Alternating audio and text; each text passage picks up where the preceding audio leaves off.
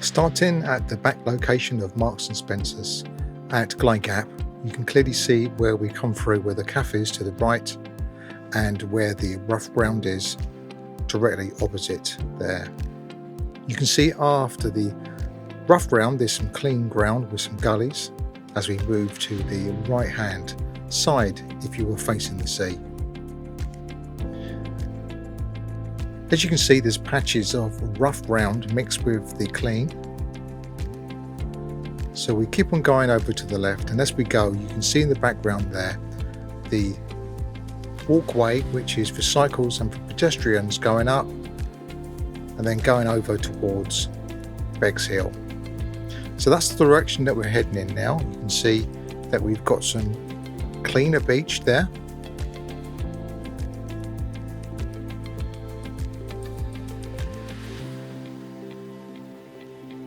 Going over a little bit further, now we're heading towards the end of that walkway into the beginning of Bexhill.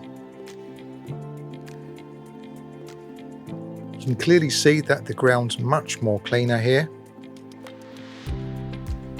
Going back from where we were, back the opposite way, we're looking at the other ground, but from a little bit further back than we were before. You can clearly see even on the low tide that there's still some rough rocks out a little bit further.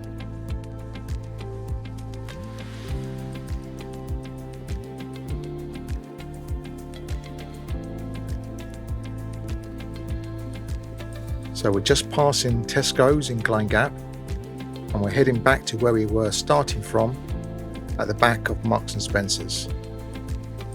And then to the side of that, to our right side, is where we've got the cafe and the entrance that I got to this beach. Now moving further on to our right, but if you're facing the sea it will be your left. We've got the huts and then we've got some cleaner ground just there. And then we've got the first lot of white rocks, and then just to the side of these white rocks we've got the first area where is a good area for fishing.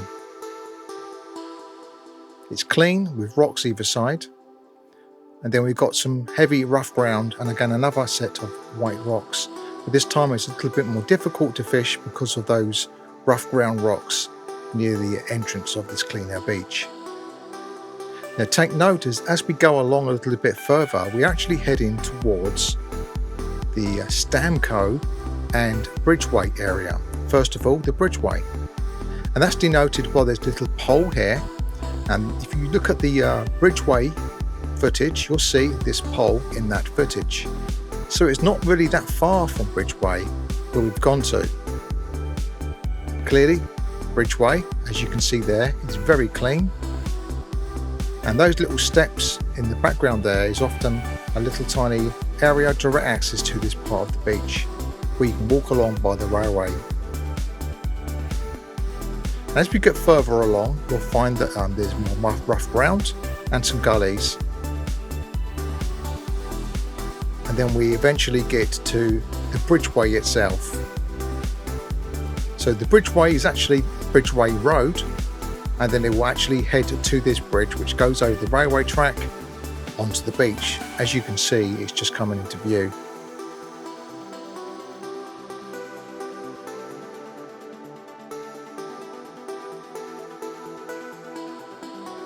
Now just to the left of you, if you was facing the sea, or the right to us, is where we've got the Amsterdam.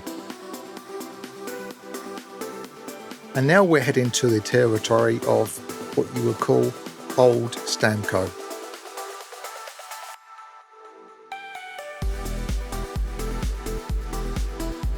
Heading back from the Bridgeway area back to where we were, towards Glyne Gap. You can see how rough this ground is and where the cleaner spots of the beach are.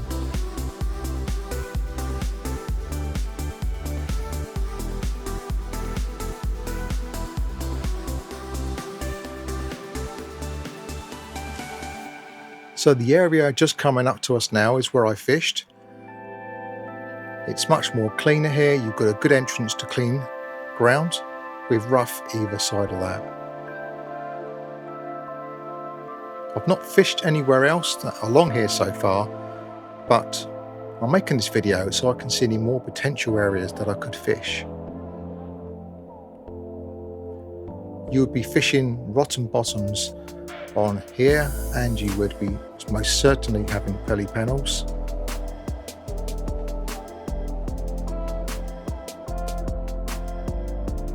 And again, you can clearly see the areas that are clean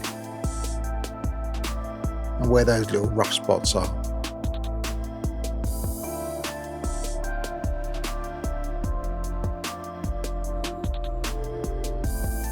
Again, we're heading towards Bexhill. With the right hand side, we can see this pathway heading down,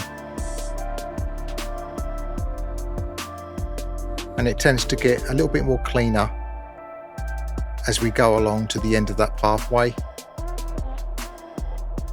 where the car parking is on the right hand side. Again, this is not a spring tide, so on a spring tide we could well see more rocks to the left hand side further out, but this is a 1.27 meter low tide. You can see a little landmark there, that little pole, and to the right hand side, if you was facing the sea, you can see that will be a nice little area to do a bit of fishing. I have actually fished along here.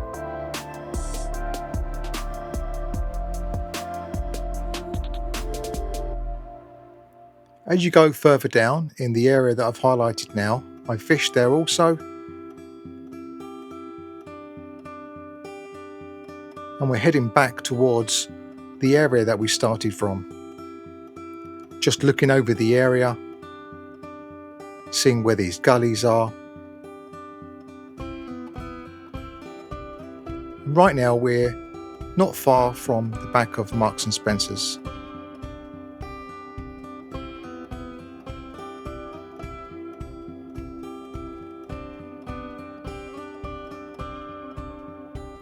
You can see the rocks are very rough around here. You wouldn't really stand much chance of getting your rig back if you was to fish over this area.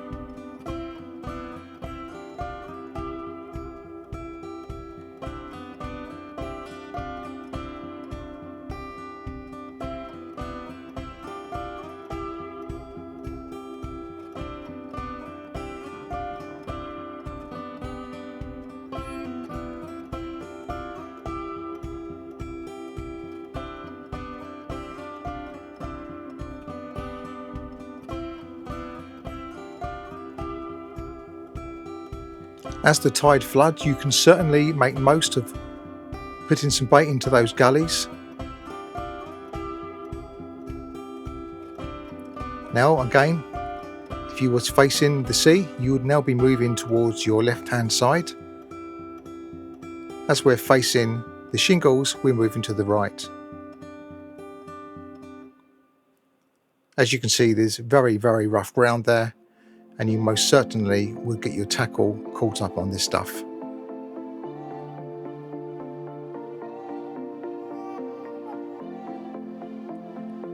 There is certainly potential for cod in the winter for this area though. Now we're pretty much moving back to the area that I have fished. A very stormy night. And I caught a conger eel there.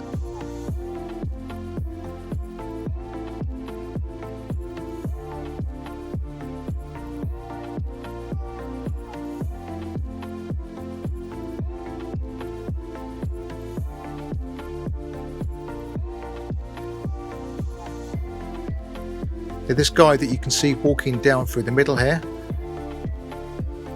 this is exactly the spot where I was fishing, but I was fishing the last 3 hours to the high tide.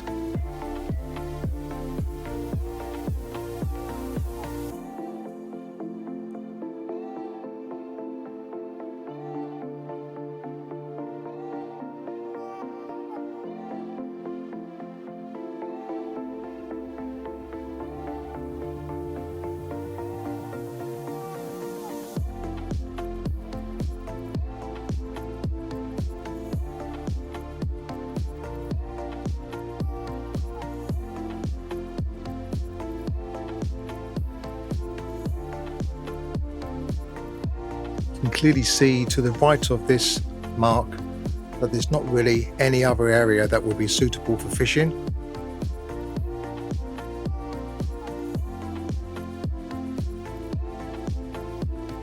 And this is the good time to look at this while the tide's low, because if you turned up for the last 2 hours or 3 hours before the high, there's a chance that you might actually be casting into all of this rough ground. Just taking a stroll along there towards the mark that I fished in before. I'm just taking a more ground view of what things look like down around the area.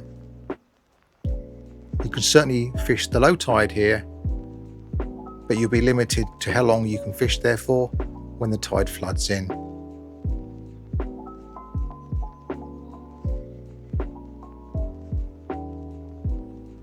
The tide is actually flooding in, so I started to walk back. As you can see, it's streaming through on the rocks there, so you can see that just behind me is a sandbank, and you must be wary of fishing on sandbanks when the tide floods, because you will be trapped on the sandbank, and you would not want to be walking over rocks that you can't see when they're covered by water.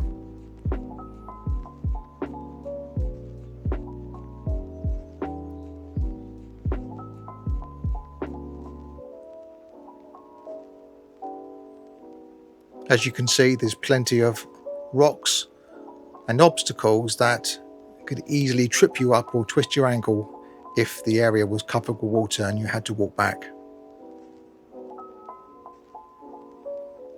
So I'm heading now towards the mark that I fished before to take another look at this.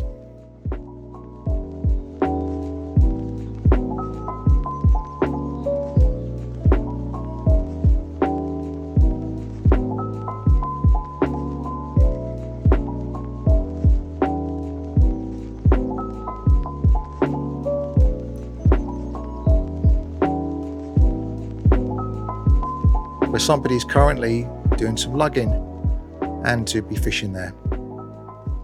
I thought I'd go down and have a little chat with him to ask him what it's like, if he's fished more times than I have in the area, whether it's his local spot, and this is.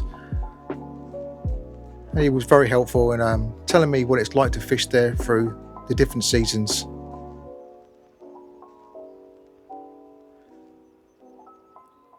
Bass, conger, smoothhound, and even codling can be got from this area. This is indeed the most safest spot to fish in this particular area, opposite those cliffs. Safe as in, you're more likely to go home with your rigs and not get caught up on the rocks.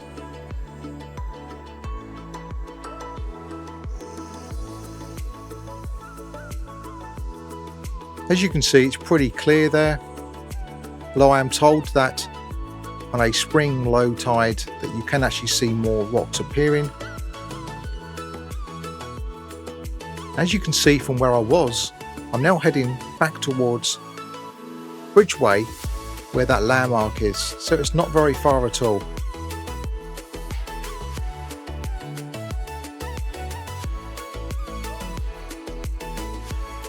Again, coming from Bridgeway, where that landmark is,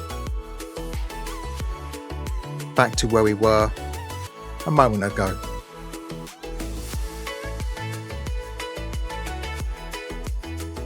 As the light gets low and the sun is setting, we've got this beautiful view